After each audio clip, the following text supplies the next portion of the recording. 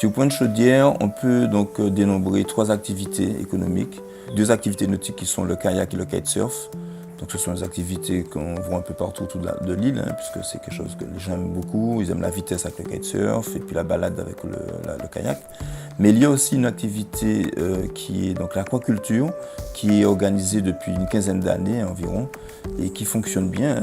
Bon, à part les sargasses qui peuvent justement devenir très embêtants, mais l'aquaculture c'est quelque chose qui se passe très bien dans la baie de Pointe-Chaudière parce que la baie se prête à ça en fait. C'est une baie qui est calme. Et on a besoin d'avoir des eaux calmes pour faire l'aquaculture. Donc maintenant, il y a moyen de développer encore ces activités, puisque je pense qu'on peut encore avoir d'autres fermes aquacoles, pourquoi pas, et puis avoir d'autres activités nautiques comme de la voile et tout. Simplement, après, ça va quand même demander une organisation du plan d'eau, parce qu'il faut quand même aussi permettre à tout plaisancier de profiter de ce plan d'eau. Donc, mais ça, c'est une question d'organisation. Voilà.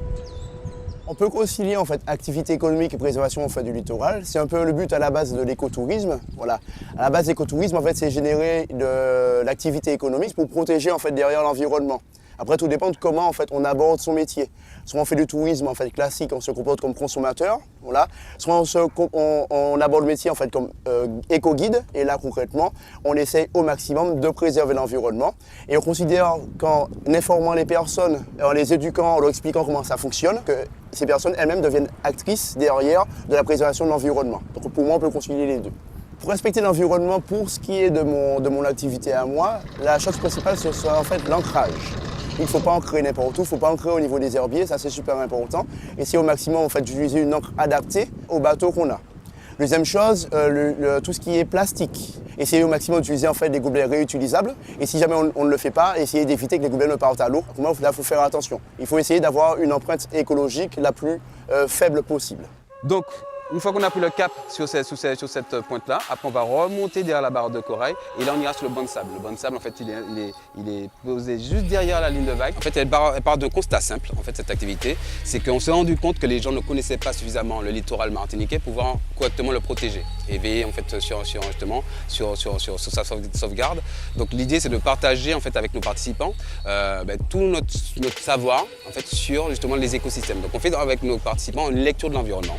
Donc l'idée c'est l'outil qu'on utilise pour pouvoir faire cette visite d'écosystème, ce sont des pirogues en polycarbonate, donc qui ont l'avantage de pouvoir permettre de voir le fond et de pouvoir donc voir justement le récif corallien et de pouvoir faire une balade qui soit un peu sportive, c'est clair, mais aussi en fait surtout une activité de contemplation d'écosystèmes et puis d'engranger comme ça en fait des notions et des savoirs en fait sur les écosystèmes, sur l'environnement qui nous entoure sur le littoral.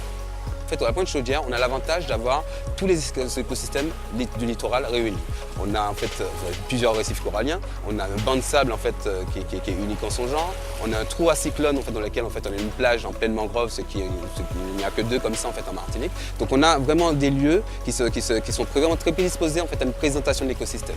Alors, en tant qu'éco-guide, ce site est super intéressant pour moi parce qu'il me permet en fait, sur un petit site en fait, d'aborder différents aspects, voilà, que ce soit en fait, du milieu naturel sur la côte, au niveau des falaises et également au niveau marin.